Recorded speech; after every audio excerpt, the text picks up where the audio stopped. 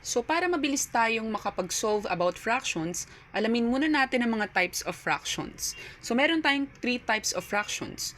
One of that is tinatawag na proper fractions. Ano ba ang proper fraction? Example, we have here 1/8. So ang tawag sa number na nasa taas ay numerator. Numerator. While ang number na nasa baba ay tinatawag na denominator. Denominator. Yan. Okay? Ngayon, pag sinabing proper fraction, ang number na nasa taas or ang numerator ay smaller kesa denominator. Ano naman ang tawag sa isang klase ng fraction? Ito ay tinatawag na improper. So, kabaliktaran ng proper. We have here an example of 19/8. Again, ang mapapansin natin, mas malaki ang numerator kesa denominator. So, here's the numerator.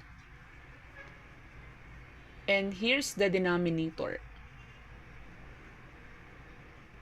Ayan. So, maliit ang denominator, malaki ang numerator.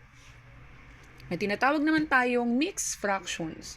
So, sa mixed fractions, ito ay binubuo ng whole number and proper. For example, 1 and 1/8. Ang 1 ay whole number na tinatawag. Whole number. Yan, whole number. While ang 1/8 ay proper fraction.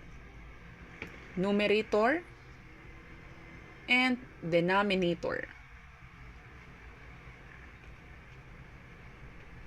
So, yan ang 3 types of fractions. Proper, improper, and mixed fractions.